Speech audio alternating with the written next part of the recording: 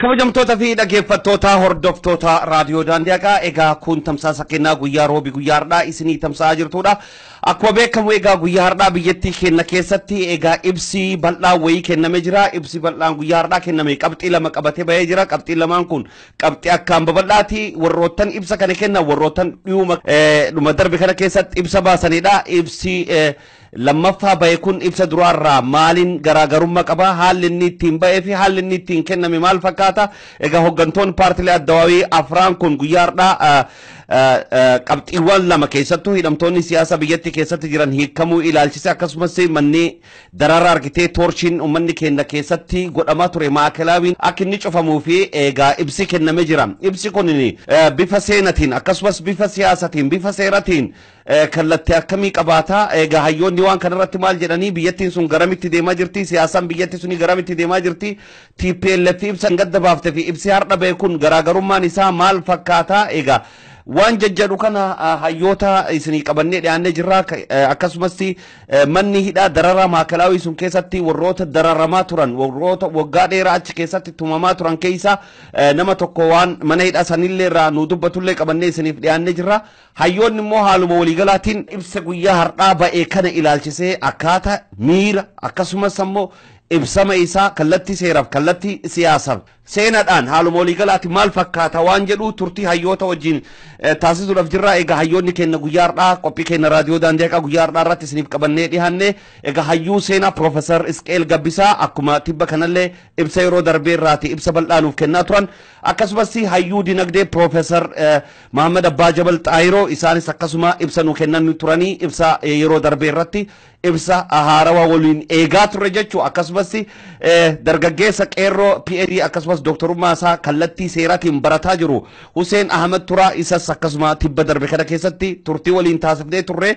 Akkasumas Abbaa Liibaan yookaan immoo Diqqaasan warra argitee maakalaawwii kana keessatti dararamaa turan irraati. Innillee waan kanarratti haala jiru irratti yaada nuuf qoodu qaba. Haaluma waliigalaatiin egaa hamma xumura qophii keenyatti nu wajjin turan affeerra kenna. Keessummoota keenya argitee kallattii adda addaatiin biyyoota biyyi isaanii hundi isaanii Ameerikaa keessatti argamanus isteetota adda addaa irraati toora Skypeedhaan yeroo ammaa kana nu wajjiidhaan jiru. Mee jalqaba isaan hunda maqaa dhaggeeffattoota keenyatiin nu argamuu isaaniitiif galatoonfata. Isaan simannaa keessummoota keenya yoo baga nagaan dhuftan an haa dhufu. Namni hedduu ta'uu jimmee jalqaba Profeesar Isqeel baga nagaan dhuftan yooyya. Yooyya akkamii Hamza nagaadha. Nagaa baga jiraattan ayyee sagantaa kanarra nu argamu keessaniif hedduu isin galatoonfanna Profeesar. Galatoomitillee. Profeesar Mahammad Abbaa Jabal Xaayiroo assalaamu alaikum nagaan dhuftan yooyya. Waalaikum salaam yooyya baga nagaan jiraattan. Maashaallah nu argamu keessaniif maqaa dhaggeeffattootaan hedduu isin galatoonfanna.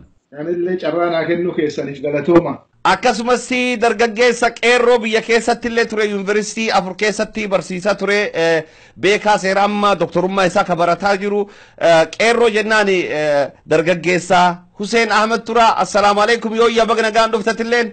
Waalaikum salaam baga walla argine baga na eede nagaan atillee. Atillee maarree hayyee nu jettee nu dhiyaachuu kan keetiif hedduu galatoom. Hayyee. Akkasumas assalaamu alaikum diqqaa yooyya diqqaa hasan yooyya. Yooyya Hamza akkam naguma. Nageenyi si badhaadha assalamu alaikum fayyuma. Waalaikumsalam fayya akkamati. Atillee nama maakalaawwii irraa dararamaa ture egaa nu argamu kan keetidhaa fi hedduu galatoomi. Galatoomatis naaf feeruu keetis. Egaa keessummoota keenya hora bulaa deebana egaa waanni biyyattii keenya itti argamtu gulantaa kamitti ce'aa jirra wanni deemaa jiru kun maal fakkaatti waan jedhusi nu ibsuu fi asin nu argamu keessaniidhaaf hedduu gammachuu qabna. Mee Profeesar Isqeel Gabbisaa irraa jalqaba. Adeemsa seenaa biyyattii san keessatti ibsoota kennamaa turan keessaa ammallee immoo ibsa yeroo ammaa kanatti guyyaa har'aa baheef kadheen gadda san akkaataa miirri inni ittiin dhiyaate fi ibsi guyyaa har'aa kadheen gaddaaf ka har'aa kun garaagarumti isaa maal fakkaata? Profeesar Isqeel har'a maal hubattan? Warroottan kun afraan yoo as gabbaanii ibsa kennan ibsa isaanii kanarraa tiimee haaluma waliigalaatiin maal hubattan maal argitan? Galatoomi assalaamu alaikum insiin jedhaanillee hunduma keessaniin iyyuu. Waalaikum salaam. Waalaikum salaam horrible.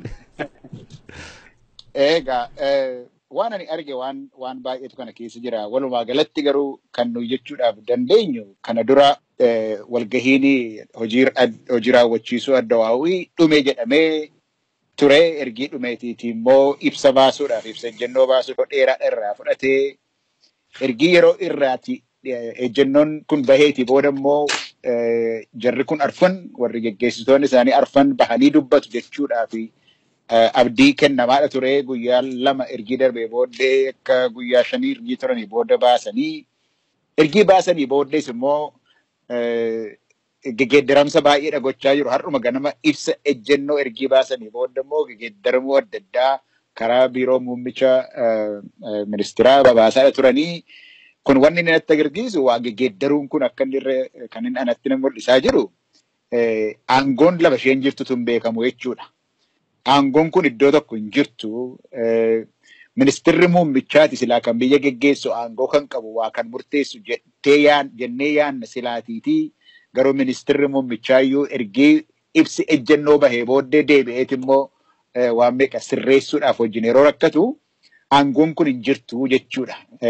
Kan biyya kana bulchaa jiru adda bilisa baasa uummata Tigraay akka ta'e hundi keenya hin beekna waggaa 26ffaa keessa jira.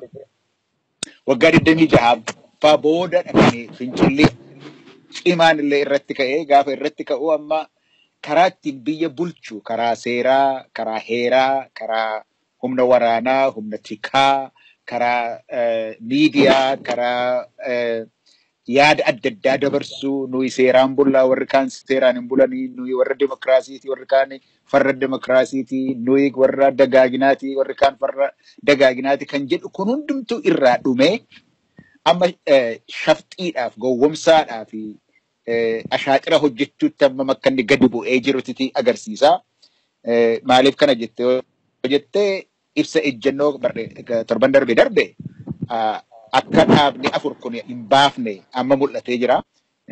Gidduutti warra adda bilisa baasa uummata Tigraay Geetaachoo Raddaatu gidduutti waan irratti walii galan utuu hin ta'in waan irratti dudubbatan utuu hin ta'in waan abuut kanaaf ta'u jedhe waan inni baasee fitiillee gadi ba'uu dadhabanii walumaa galatti walii galteen hin jiru. Abbaan aangoon eessa akka jirtu hin beekamu mootummaan hin jiru mootummaan eessa akka jedhe kan beeku hin jiru. Adda bilisa baasa uummata Tigraay kan amma har'aatti biyya bulchaa ture biyya bulchuu dadhabuu duwwaadhaaf utuu hin ta'in akka shifta gola keessa deemee ashaaqira hojjechuutti gadi bu'ee jira. Kana natti mul'ise naani karaa koo walumaa galatti.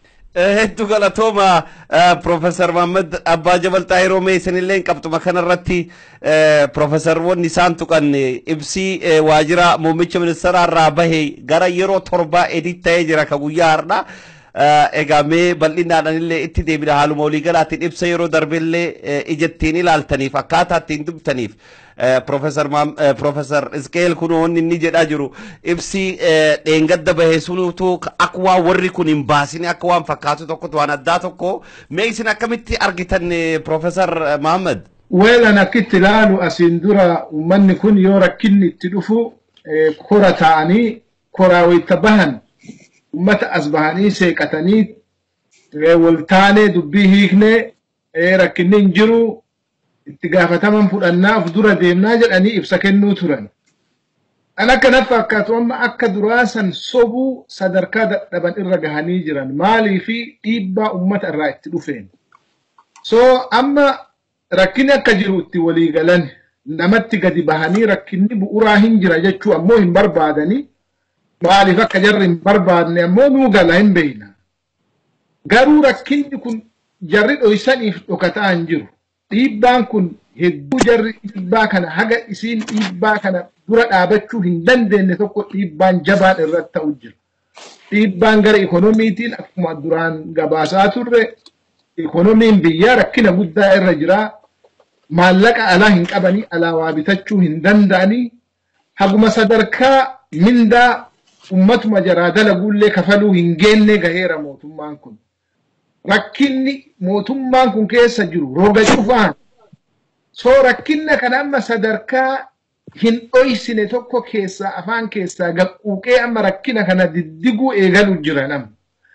Kana maaltu mul'isa? Waan arra ganama ijoolleen telefoona bilbiltee hirribaana kaafte maali balaa maaltu beeku jennaan jarri nama hidhaa maraa gadhiifna jette mee ilaalii naan jedhan. Hillaale websaayitii maqaa Hayilamaariyaam Dassaalenyiin websaayitii miti Facebook peejii hillaale akkasuma jedha. Booda afaan isaa irraallee deebinee dhageenye. booda an guyyaa dalagaa ture ijoolleen na bilbilte lakki website bada waan ganan maxxansan jijjiiranii naan jedhan maal jedhanii jijjiiran amma akka abukaatoo haasawa xabaqaa haasawaa jiranii naan jedhan maali haasofni xabaqaa yoo akkana ta'e ummata duraan akkana hin ta'in wannoo itti dabalan maaliif nama duraan akka namichi Hayilamaariyaam dubbate sanitti nama hidhaa cufaa nama politikaan hidhame gadhiifnaa jedhe unequivocal akki inni duraan ganama itti dubbate warri gaazexaa addunyaallee akkasitti riippoorti godhe duuba deebi'anii waan san jijjiiraa edit godhaa guyyaa kana keessa amma yoo dhagahu harka 7-8 jijjiiran jedhan kuni maal mul'isa tokkoffa rakkina irra walii galan rakkina dhossuu akka hin dandeenye rakkinni cabsee gara maraan akka inni quuqee mul'ataa jirullee hin argan garuu rakkina kana maal goonaa bakka jedhu sanitti wal ta'uu hin dandeenye wanni kun guddaa wanni ana mul'ise kana wal taane rakkina jiru asiin dura dheengadda programma kana irratti dhiyaannee maal wanni nuti dubbanne waraqaa jarri baasan san irratti wal taanee jirra rakkinni bu'uuraa hin jiru rakkini jiru rakkina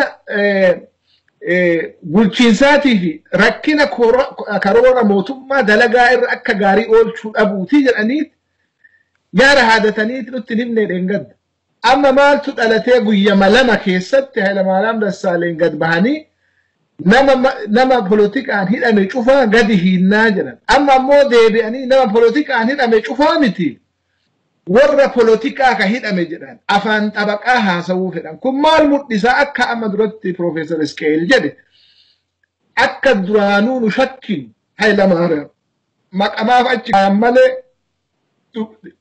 dhiifama dubbiin isa harka akka hin jirre waan inni ganama baase san amma ganama nama waan kana baase illee hin beenu isa ta'ii warra isa wajjiin dalagu warra jijjiirraa fedhu ta'ii wanni kun cufti ifa nu hin taane garuu wanni ifa ta'e maali warra birootu jira warri isa ajaju warri ammoo jijjiirraa kana hin feene wanni waan kana harka torbaa irra deebi'anii edit godhaniif warra jijjiirraa kana hin feene jira jijjiirraa irra wal hin taane rakkinni jiru bu'uuraa miti ammallee warra jedhu jira Hayilamaariyaam fa'a amma afaan guuttattee hin jenne malee akka amma lammaa wayita afran taa'anii dubbate afran keessaahuu lammaan akka an jedhu kana hin jenne malee rakkina bu'uuraattu jiraa jedhe lammaan jara afran keessaahuu Dabratsiyooniif Hayilamaariyaam fa'a irra uwwisuu fedhan ammallee so akkamin rakkina kana keessaa baana ka jedhu ammallee irra wal hin taane nama sobanii wal taneen jaraa dheengaddallee gaafa ibsa san baasan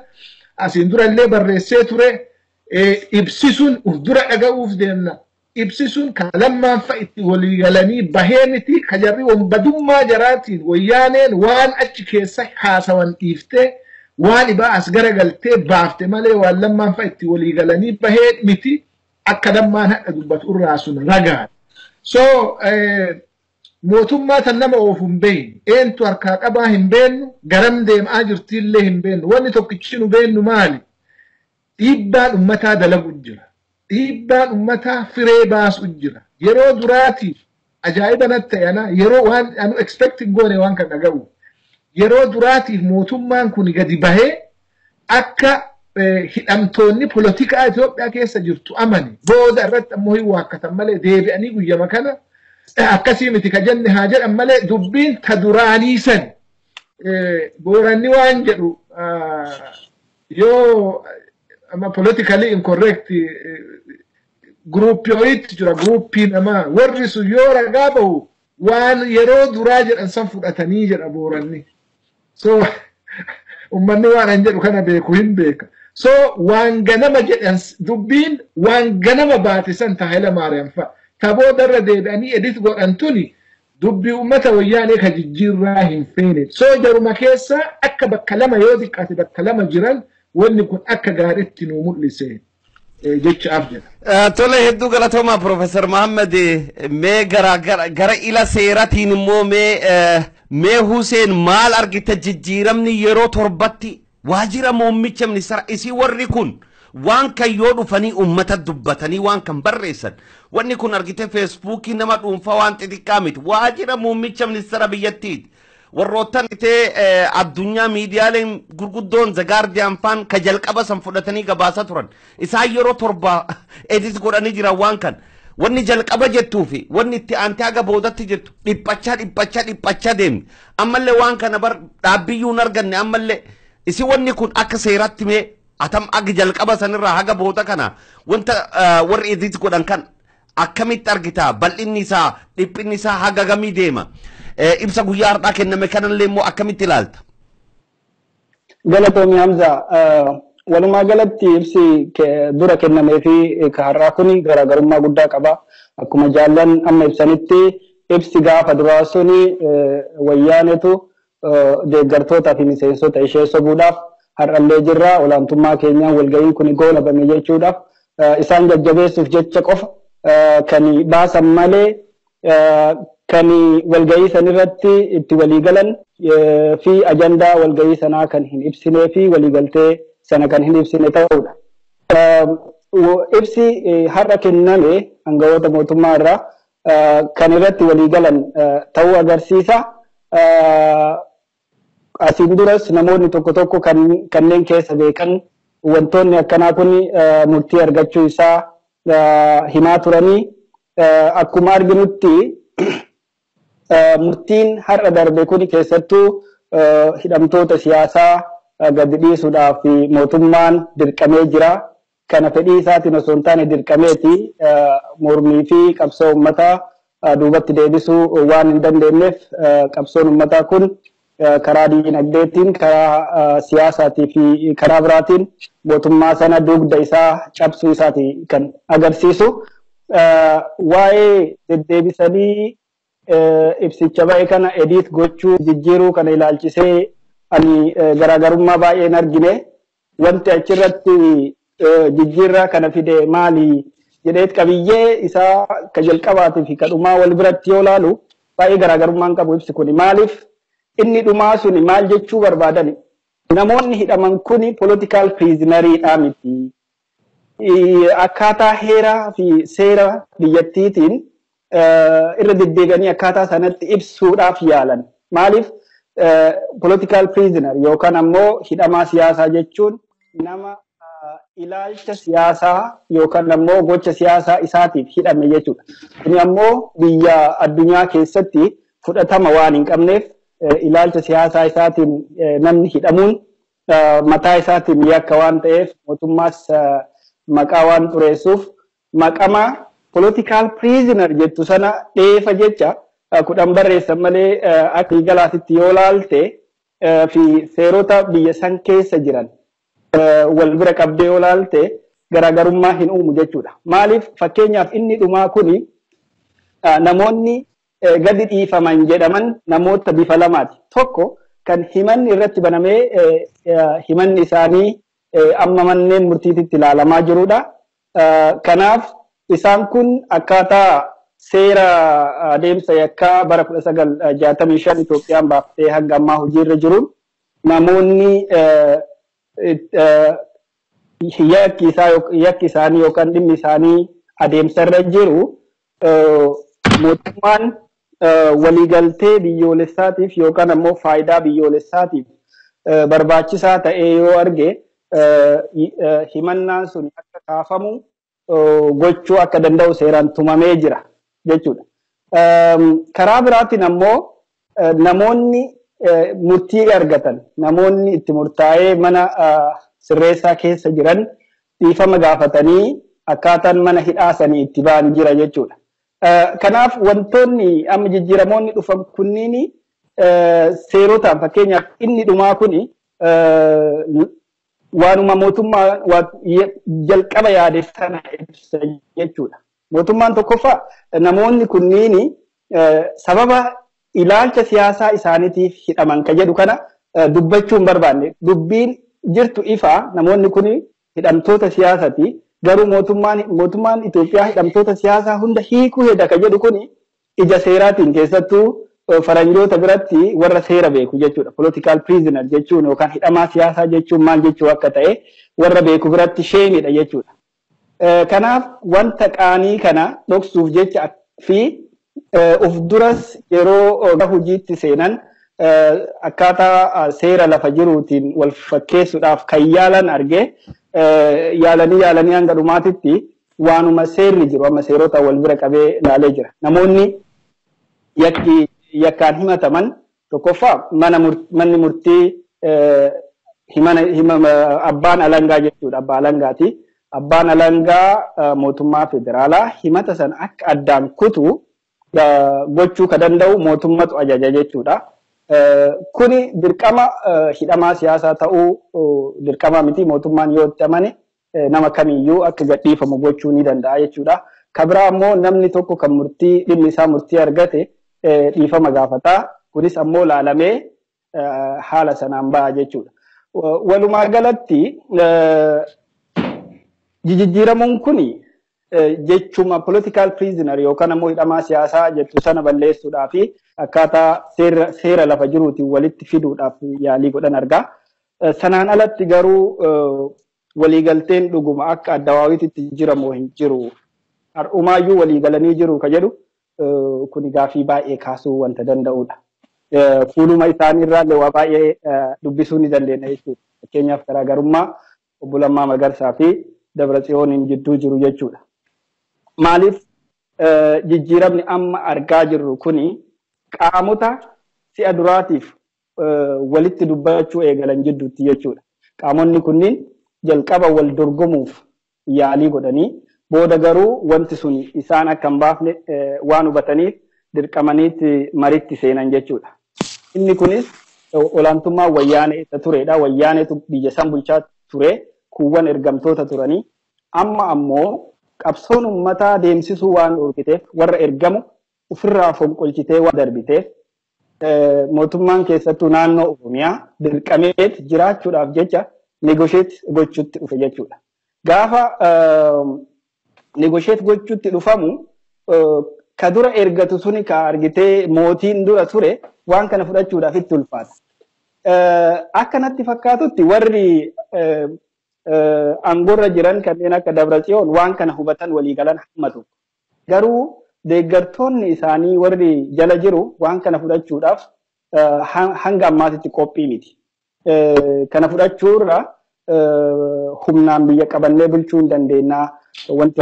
Wanti hunduunu harka jira. Mootummaan kan fudhachuu hin qabu, dhaabni keenya kan fudhachuu hin qabu jedhaniit waan rakkisaniif.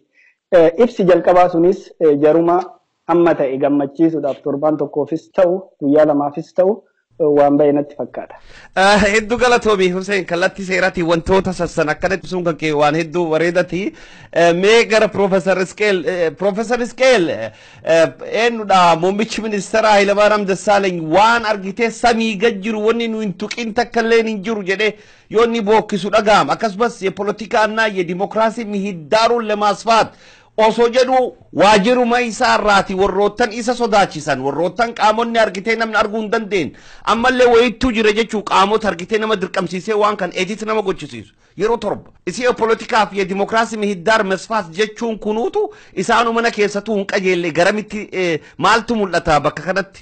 Wanni kun iddoo baay'eetti mul'ata siyaasa duwwaatu hin ta'in waanuma amma Hussein dubbataa ture irratti yoo fuunee ilaalle seeru karuma seeraa yoo ilaalle waan inni jedhe nama yeroo achi bahee muummichi ministeeraa dubbatee political prisoners yeroo jedhu political prisoners kun hin hiikamu yoo jedhee kumaan lakkaa'amantu jira isaan kan seera shororkeessummaa duwwaadhaan kan hidhamanii gara nama 1,000tu jira kan maqaan isaanii tarreeffamee beekamu. Isaan malees immoo maqaan isaanii hin dhahamin bakka adda addaatti kan hidhamanii jiranii kumaatamaan kan lakkaa'amantu jira. Sababii kanaatii fi political prisoners jedhu sana dhiisanii politician prisoners jedhan. Kuni geeddarama cimaadha bara. Akkas jechuun politicianii utuu hin ta'in kan hidhaman hin ilaallatu gara jechuutti geessaa jechuudha argite. Political prisoners yeroo jechuun warra politicianii utuu hin ta'in kan hidhaman jechuudha. Politician prisoners inni isaan boodan jedhan garuu namoota hoggantoota siyaasaa kan ta'an isaaniin duwwaa ilaallata gara jechuutti geessa. Kanaafi kumaatamarraatiiti gara nama xinnootti geessa namoota hidhamuudhaaf adeemanii jechuudha. Akkas jechuu duwwaan. Kanuma irratti immoo yeroo dubbatu hundatu gadhiifamaa jedhe sila akkama Profeesar Xaayiroon jedhu hundatu gadhiifamaa jedhan sa'a booda garuu tokkotu gadhiifama. Andaandi jedhani keessaatii malee akka duraan dubbatan hin jenne. Akkuma amma walitti si hidhuudhaaf jechuudhaafi. Ganama gaafa muummichi ministeeraa dubbatu akka isaan hiikamanii fi murteessineerraa kun amantii keenyadha sii jedhe. Yeroo sanas immoo kan inni dubbatee sakattaamee xiinxalamee akka seera biyyaatti olaantummaa seeraa utuu hin cabsin akka sanatti sakattaamee hiikamu baramee dubbiin isaa xiinxalamee hiikamuu jedhe. Kun hundumtuu walitti qabaasaa yoo ilaalte jalqaba waa jedheetti aansee waan kan biraa jechuun karuma seera duwwaayyuu kan ani argu waan fooyyessan seera isaa fooyyessan utuu hin ta'in ergii ganama dubbate booda maaliif akkas jettee jedhamee gaan itti himameefiti achirraatii baqachuudhaaf jecha waan godhete kan inni ta'ee mul'atu. Waa'ee ammati bal'ina siyaasa bal'ina jedhee kan dubbatu irratti waan guddaadha dubbate garuu ammas kan samii gaditti waan nu irratti hin dubbanne hin jiru jedhe. Isuma keessatti garuu guddinni jira jedhe. Guddina nama ajaa'ibsiisuu uummata biyya lafaa dinqisiisutu godhamee jira. Isinumti illee ilaalaa. Garuu dhibaayina keenyarraati kan ka'e akka paartiitti dhibaayina keenyarraa kan ta'eeti waan nuyi gaarii hojjennu hundumtu akka gaariitti hin fudhanne. Wal shakkiidhaaf waliigalteetu nu gidduu hin jiru. Har'a garuu waliigalteedhaaf wal shakkii sana gargar baafneeti waliigalleeti gadi baaneerraa. Kanarratti lafa siyaasaa sana hin bal'ifna gaafa jedhu inni mataan isaa subuta jennee waan nu ilaaluudhaaf irra jirudha. Waan isaan jedhanitu hin ta'in waan isaan godhanidha kan nu ilaaluun nurra jiru. Maaliif akkuma waa'ee seeraa irratti ammani jedhe akkaataan itti isaan dubbatanii rakkinatu jira siin jedha malee. Rakkinni sun maalii jettee yoo gaafatte akkatti Hayilamaariyaam Dassaalany dubbatuu fi akkatti Dammaqa Makonnin dubbatuu fi akkatti Lammaa Magarsaa dubbatuu fi akka Dabratsiyoon itti dubbatu adda. Dubbii kanaaf jarri kun walii galaniiti siyaasa sana bakka siyaasaa sana bal'isuudhaaf adeemu kan jedhu waan isaan jedhanirraa yookaan dhugaadha jennee fudhachuudhaaf hin dandeenye jechuudha. Maaliif rakkoo isaas kan isaan jedhani rakkoon jirtu rakkoo biyyaa utuu hin ta'in rakkoo paartiitii jedhu. Dammaqa Makonnin mataan isaa waan nuyi amma keessa jirru rakkoo kana keessaa bahuudhaa fi demokiraasiitu hanqatee jira. Demokiraasii hanqate sana garuu iddoodhaan gahuudhaa fi wanti wajjiniin ilaalamutu jira jedha. Wanni wajjiniin ilaalamuun irra jira jedhee inni dubbatu karaa akkaataa nu itti deemnu haala biyya keenyaa ilaalchisee haala dagaagina keessaa ilaalchisee nuyi biyya kana keessaati rakkoo kan nuyi qabnu kan hiyyummaati kan dagaagina dhabuuti isaa wajjin walitti qabatee demokiraasiidhaa fi dagaagina biyyaa walitti hammatee akka inni itti ba'utti karaa lafa keenya irraa jedha. So rakkinni inni jedhu hanqina demokiraasiitu jira. Itti guutneetu deemnaa jedha namumti inni bakka Amaaraa bu'ee dubbatu sunillee. Yoo garuu akkatti lammaan dubbatu yoo ilaalle akkaataan itti dubbatu yoo ilaalle akkaataan itti rakkoonsaa kanadha jedhu rakkoo isaa sana jalqaba yoo ilaalle karaan itti hiikanis adda ta'a. Lammaan kan inni jedhu as keessa gaafa itti gallu nuyi dorgommiidhaaf hin dhufne jedhe. Paartiin tokko mo'ee ba'e kan jedhuuf dorgommiif hin dhufne. Shaampiyoonaa jennees yookiis abbaa tokkotu mo'ate kanaaf badhaasa kenninaaf jennee hin dhufne. Ummata nuyi dhaabbannuuf ummata nuyi qabsoo qabneeftu jira. Isatu lafa jira. Dadhabnees hojjennees gaaffii ummataa deebisuudhaaf hin dandeenye. Rakkoo gurguddaatu nu qabee jira. Sababa kanaatiif biyyattiin rakkoo guddaa keessa galteeti jirti. Kanarratti ulfina nama tokko yookiis aangoo nama tokko yookiis aangoo garuu tokko ilaaluudhaaf hin goonne inni boollatti hanamu rakkina biyyaatu jira. Rakkina ummataatu jira. Isa furuudhaaf dhufne jennee gaafa waan akkanitti dubbatu rakkinni isaa rakkina biyyaa rakkina biyyoolessaati yeroo inni jedhu obbo Dabratsiyoon immoo dhufee lakki rakkoon kuni rakkoodhuma ummataati. Of fattashneerraa of ilaalleerraa hamma har'aatti nutu warra baldii balleessu sana sirriitti waan hin galchineefitti rakkina keessa linnee amma garuu ummata tajaajiluudhaaf qophoofneerra kanaaf waan guddaadha gooneerraa jedha. Yoo akkasitti ilaallee waan har'a isaan dubbatan isa dheengaddaa dhiisi. Isa dheengaddaa isa ashaaciraaf hojjetame hadhiif nuutiiti. Isa har'a arfan isaanii dubbatan yoo ilaalle duwwaayyuu waan amanatamaa wanti lafa qabe hin jiru. Garuu gaariin tokko maali? Akkas jettaniittu kana guuttan jedhee uummanni dhiibbaa irratti gochuudhaaf hin danda'a. Bu'uura karaa isaan bananii kana ilaalee jechuudhaaf hin siin jedhe. Hedduu galatooma Profeesar Isqeel qabxii guddaa kaaftanii keessattuu amma mee Profeesar Mahammed haasa amma lammaan haasa'u kan yoo inni onnatee dubbatu amma yeroo amma guyyaa har'aa isaa wajjin taa'ee dubbatutti kabajni nama dhuunfaa akkasumas immoo taayitaan abbaa barbaadee boolla haasee nuti argitee biyyaa ol hin taatu. Taayitaan akkasumas immoo kabajni abbaa taayitaa isa kamuutu biyyaa gadi jedhee yoonni akkasitti ibsusan irra jetee dubbatu maal argisiisa waan akka argitee namoonni dhuunfaa wayii tokko argitee kabaja isaaniidhaaf dhiphatan fakkeenya ibsaam yeroo darbe bayeessan TPLFin kabaja ofiif dhiphattee waan waltajjii irratti argitee gaggeeffame dhoksitee garas maqxe amma immoo ibsi amma har'a baay'ee kanarratti lammaan fuulduratti akkasii bahee dubbachuun kun ibsi guyyaa har'aa kenname kunuutu biyyattii kana gara kulanta kamitti tarkaanfachiisuu danda'a. Ibsaama paartiilee afraan guyyaa har'aa kana gidduutti amma bahe kun warri nu gidduu isaanii garaagarummaan daran bal'aan hin mul'atu haasawa isaanii keessatti maan xiinxaltan. Wanni aan argu rakkinni akka jiru irra walii galaniiran garuu akkitti jarri rakkina kana defaayin godhan garagara ammallee. Mee qabxii tokko tokko lafa kaayuu yaala. Tokkoffaani paartii abaaru. Paartii jaraa abaaru.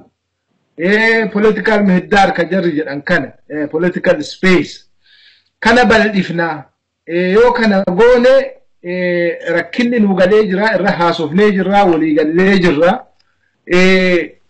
wanni tokko tokko rakkoon hin jira garuu rakkina san rakkina nuti gartee hiikuu hin dandeenye miti hin hiikna yeroo nu kennaa akka jechaati so garuu yoo ati ilaaltaa fi ummataa maali jettee yoo ati gadi deebitee fundamentally gaafii ummataa yoo ati ilaaltu political spacing kuni ummanni kanaa miti ka gaafatu gaafiin ummataa san irra gadi bu'ee jira is deeper than that political space jechaan bar ati ammallee legitimate jechaadha mataa kee keessatti ati ammallee waan dhaaba legitimate taate garuu for some reason political spacing takkaahu የፖለቲካ ምህዳር ጀር የቱስ ዋን ጥጳቴፍ ሳልሂም በልፍና አርግኔ ጅራ ረኪና ዋን አከና ሃሳ ረኪኒ አመን ለወን ጀር ሃሳን ማል ደምነ አችድ ዴቢ ሪስፖንሲቢሊቲ ፍዳቹን ፈደን ረኪኒ አርቲፊሻል ዋን ጉባቲ ማለ አክመ ዱረዱ በደሰን ረኪኒ ቡኡራ ሂንጅሩ ጀራ ወሪቶ ወሪ አከደብረጽዮን ኩንጀቻ لما انفا اكاسي نتيجة ركنا لما اكو مقاري الدبات ركنا بورات وجراجة سو اني كن مودي سومالي as هركسي اتشي هركسي جري قرتي مانا ولد شفته ارد ترتسن تيل ساين هاسوا جراء الروان هدو وانا اتشي كيسد ديم انتو رسان برات تجيتشا قالوا واني قدان importanti مالي ما بارتي إيهادك جلو كان هافران الدعاوي كان جري سيرا بافتمو بارتي بوليتيكا بارتي غجي بارتي أكا ما جري جتون كان مو إكزيكاتيفي مو ليجيسليتيفي مو ورا سيرا باسو دلقان جرا واني مرو ولاك اجرا جتا ما فكينا أما وان الدباحة كلير فكينا بيا كان هافران بريزدنتين أبافة إيفاما قولوا هندن دا Constitution America to kennafi pardon god unama fede hindanta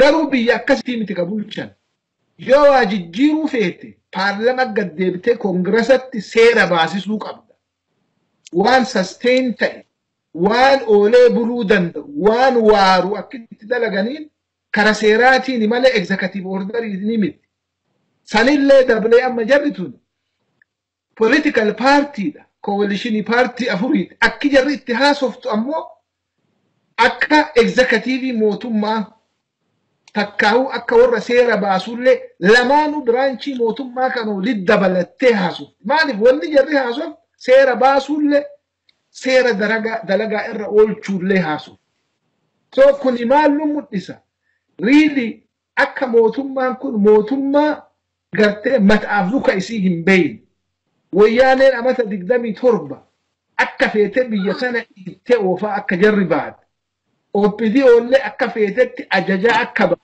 bi'aadee illee ajaja akka baate ajajni sun ammoo ta'uu fi dinnaa waan godhan wallaalan waan godhan wallaalan kana maaltu raga maglaqaa gizee torba edit godhan rakardii ta'uun oolu barkun waan prime ministeriin biyya tokkoo baase wayta torba jijjiiran guyyaa tokko keessatti wayta torba gizee jijjiir implicationin isaa ammoo cimaa bar implicationin nama hidhame political prisoner jechuu fi political prisoner miti jechuun implicationin isaa cima waan xiqqaa miti political nama politikaa hidhe yoo jette bara namni politikaa hateellee hidhamaa bara wanjalallee dalagee hidhamuu hin danda'a yaada isaatiin amma jarri maal jette booda irra wanni jarri jechuu feete maali namni nu yaada isaa qofaaf hidhe hin jiru jechuu feete kun ammoo implication isaa cimaa kuni maali dhufe warri entrenched interest warri jijjiirraa hin feene warra wanni kun namni keessa hin jira waggaa 27 warra dhabamee jira warra naafatee jira nama torcharii irra du'ee jira implicationin isaa cimaadha maaliif wanni kun jalqaba isaati malee ummata amma taa'ee reformii goona jedhu kan akka Dabratsiyoon fa'a akka wanni kun jara gaafachiisuun beetti jira so waan kana dhowwuu feeti lakki nama politikaan yaada isaatiif hidhame hin jiru nama politikaa ta'e wanjala dalaganii warra hidhaman hin jiran wanjala akkam fakkeenyaaf ummata violence kakaasan fasiin jetti jira kanaaf ile malee ilaalcha purely ilaalcha isaatiin namni nu hiine hin jiru eega BBC report go eega Reuters report go waan kana laaltee warri jijjiirraa hin feene kun irra deebitee go ammallee maali wanni jiru deemnee bakkitti deebinu mootummaan abbaan qabdu mootummaan tun abbaa haga dhabde turtee jirti so namni gartee tokkochi yookaan gareen tokkochi ka wal dhagan ka wal quba qabu ka waliiquun hin jiru so eentu humna qaba ammallee warra security waraana harkaa qabu humna qaba so waan security waraanaa sana ammoo uduun haasayin irra dabarru ummata hafee carraa kennaa asumarra dhaaba amma tole hedduu galatooma Professor Muhammad mee gara gulantaa seeratiin obbo Huseenidhaan ammoo wannan jechuu barbaadu egaa rakkoo ummata keenyaa hagan gahu bal'aa kana ummanni qabsoon inni geggeessaa jiru qabsoo argitee abbaa biyyummaati yeroo ammaa kanatti immoo qabsoo ummanni geggeessaa jiru kan isaan gara qabxii lamatti maakalaawii cufuu fi akkasumas ammoo argitee hidhamtoota seeraa hiikuudha qofaadhaan jalqaban silaa rakkoon biyyatti suni sila akka mee akka seeratti bal'inni rakkoo keenna wajjiidhaan ammoo akka paartiin kun inni ittiin jiruuf ijaarameedhaan rakkoon kun sila furmaanni isa bifa kamiidhaan sila jalqabuu qaba sila akka gulantaa seeratti yaadni kan kee maalidha waan kanarratti galatoomi adeemsi amma jalqabame kun dhugaa dubbachuudhaaf baay'ee gaariidha keessattuu dhimmi achi jiru dhimma siyaasaati dhimma siyaasaa waan ta'eef paartiin tokko biyya bulchaa waggaa 27 paartiin siyaasaa biraan jiru dorgomee aangoo mootummaa qabachuu hin danda'u maaliif sirnichi waan dhorkuuf jechuudha keessattuu dhimmoonni achi jiran irra caalaan isaanii deebii seeraa caalaa deebii siyaasaatti barbaadu ani akka waliigalaatitti paartiin biyya bulchu kun keessattuu ADWUIin akka paartiitti waliigalanii waan gaarii yoo murteessan jijjiirama fiduu ni danda'u maaliif mootummaadha jarri bar paarlaamaan achi jirus miseensa isaaniiti waan addaa tokko irraa eeguu hin dandeenyu jechuudha waanuma warri akka waliigalaatitti waliigale santu murtaa'a kun akka jirutti ta'ee garuu jijjiiramoonni dhufan kun akkamitti deemuu qabu ka jedhu keessattuu qaamota lamatu wal dorgomaa jira amma achi keessatti qaamni tokko dirqameeti malee jijjiiramni akka dhufu hin barbaadu keessattuu TPLF abuut hin barbaadu jijjiirama qaamonni biroo keessattuu Oromiyaa fi Amaaraa jijjiiramni akka dhufu fedhii guddaa akka qaban argaa jirra jechuudha ummannis hudhee qabeenii jira jijjiirama kana lafatti hiikuu fi shira wayyaanee kanas mo'achuudhaaf qaamolee mootummaa keessattuu aangoo heeraan kennameef qaban kanneen akka paarlaamaa caffee fi manneen murtiittis fayyadamuu ni danda'u jedheeti yaada. Fakkeenyaa fi paarlamaanii aangoo baay'ee qaba. Aangoo paarlamaan qabu keessaa humna raayyaa ittisa biyyaa akkaataa baay'ina sabaaf sablammootaatiin paartii siyaasaa kamirraayyuu bilisa ta'ee biyyaa fi uummata akka eegu sanatti gurmeessuu ni danda'u jedha. Kan irra deebi'anii haala sanaan gurmeessuudhaaf aangoo kan qabu irra caalatti paarlaamaa waan ta'eef garas dhiibuu ni danda'u jechuudha. Karaa biraatiin ammoo dhimmoota fakkeenyaaf naannoo Oromiyaa ilaallatan mootummaan naannoo Oromiyaa keessattuu OPDO'n ufumaa qabattee fiiguu hin qabdu jechuudha. Hiriyaa malee dhaqxee geggeessaa malee galte jedha warri keenya uumamaa. Kanaaf dhimmi fakkeenyaaf akkaataa heeraa fi seera Oromiyaatitti caffeen aangoo olaanaa qaba dhimmoota Oromiyaa irratti jechuudha.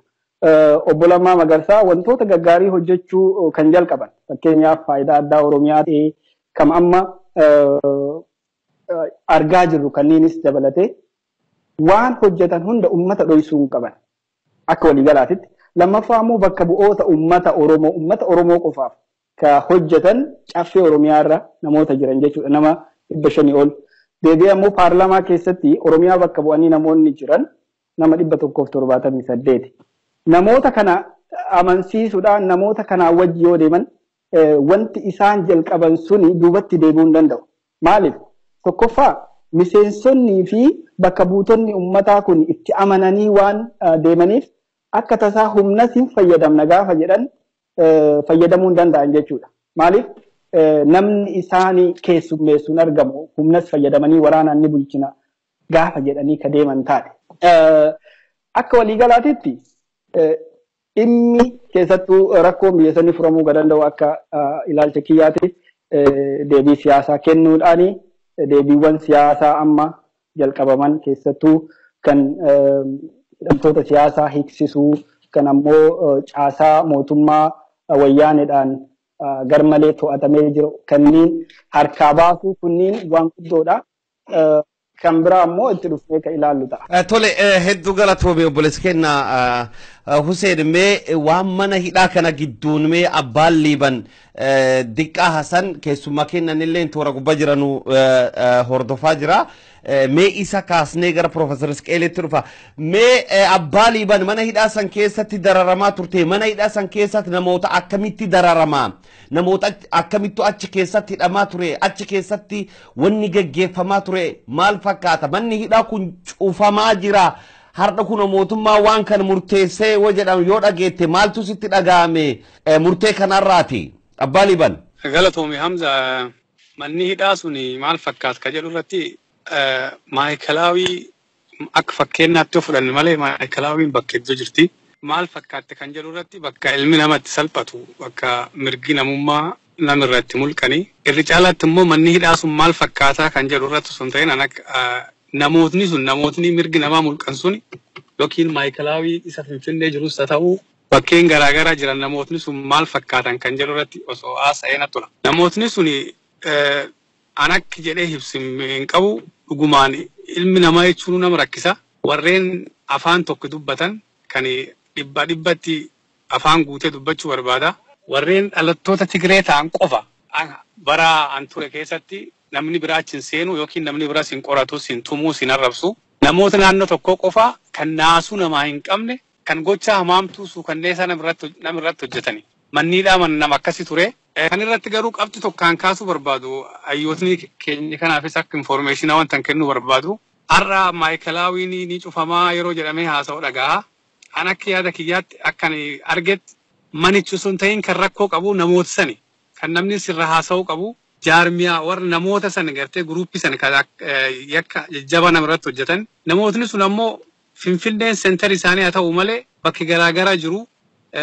Harar jiru, Wallagga jiru, Jimma jiru, bakkum hunda jiru jechuudha. Namootni kuni hangi jaarmiyaan sun jirtutti hangi jarri akka hamaama namarratti hojjetan warri waanum kanaaf ijaarame halkaniif guyyaa kanumaaf sossoo kun jirutti manni tokkochi sun cufamus ani hedduu furmaati jedhee yaadu. Kanaafuu waan namoota sun yoo nagaafatte gabaabumatti kana fakkaata keessa yoo bal'istee nagaafatte ammoo waan hedduu haasa'uu hin danda'a waan namni isa amanuu hin dandeenye.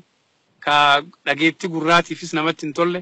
Fakkeenyaaf tarkaanfii isaan isin irratti fudhataa turanii fi mee waan tokko lama osoo kaaste akka hayyoonni keenyas jiran waan kanallee irraati akka gaarii dhagaanii anillee isaan waan gaafadhu waan qabuufi. Okay, Maayikelaawii manni jedhamu kun ka Finfinnee kan akka fakkeenyaatti mee siyaasa sitta himuuti. Maayikelaawii namni itti hidhamu yeroo baay'ee baram turu sunitti Oromootuma harka 99tti.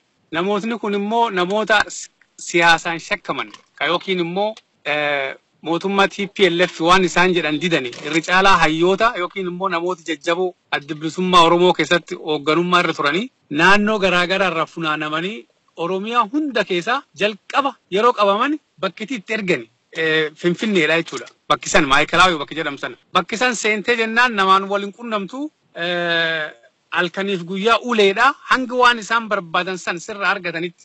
Torcheriin kun akkuma namtichi san irratti hundaa namni tokko dafee waan isaan barbaadan tole yeroo inni jedhuun fuudhanii gara karaa mana hidhaa dabarsanii yoo inni kan didu ta'e immoo irra tursan jechuudha. Kan baatii 8 turu jira kan waggaa 1 turu jira hammana keessatti immoo walirra hin citu wanti isaan namirra deemsisan kana keessatti kan lubbuun isa dabru ni jira kan qaamni hir'atu ni jira wanti isaan hojjetan kana jedhanii haasawuun sa'aatii xiqqoo keessatti ni ulfaata namni hedduunis nu hubate jedhee yaada. Ani akka caarraa ta'ee naannoo Boorana irraa qabamee achi dhufee an halkan 8 qofaaf achi ture. Maayikelaawii kabiraa irratti baay'ee ture. Halkan 8 san qofa keessatti wantan argeef wantan dhagaye yoo ni haasa jedhee yeroon hin geettu garuu gabaabumatti bakka ilmi namaa itti salphatu qaamni namarra itti hir'atu bakka lubbuun nama baay'een itti dabartu bakka gartee namootni nama jechuun nama rakkisu namatti ulfaatu. Achitti walitti qabanimi gocha hamaa namirratti geggeessan jedhee gabaabsee akkasumatti yoo xumure wayya. Hedduu galatoome abbaa Liibanii mee Piroofeesar Isqeelam gara keessanitti dhufa hunoon dhageettani Maayikelaawii Finfinnee jiru yoo cufanii bakka bira kutaalee Oromiyaa wanni Maayikelaawii fakkaatetu jira. Warri illeen har'a dubbatanii jira bifa haarawaatiin argitee mana ijaaromsiisaa bareede keessatti argitee hojiin sun argitee akka inni itti fufullee akka waan argisiisu Hayilamaariyaam har'a dubbataa jira waan mana hidhaasanii. Wanni an armaa dubbachuu barbaadu akka kun amma abbaan Liiban dubbatutti warri waan kan geggeessu cufinu dameen security dameen nageenya biyyatti sanii warri woqoraatu cufinu warra saba tokkorraa ta'e olaantummaan siyaasaa ammallee gara isaanii jirti. Amma warri kun nama kenna kan hiikuu fi nama siyaasa Oromoo hundallee hiikan waa jennu akkasumas mana hidhaa Maayikelaawii kanallee yoo cufan olaantummaan siyaasa isaanii kakalees kana midhuu kakalees nama dararu sun bakki jirutti wanni kunis ammaan tanallee furmaata argatte jechuun ni danda'ama. Amma isaan qabxii lamcallaan as gabbaan qabxiin bibbiraa immoo hedduutti olaantummaa siyaasa kan security isaanii kan guututti cabsanii aga sabaaf sablammoonni guutumatti kallattii dimokiraasawaa ta'een hin hiiratin biyyatti san keessatti furmaanni Maayikelaawii cufamee fi Oromoon har'a hiikaman bordeebiyaanii hidhamuu fi wabiin isaanii maalidha eega sirni istiraakchariin isaan jijjiiramin Piroofeesar Isqeel waan qarrammaan jettan.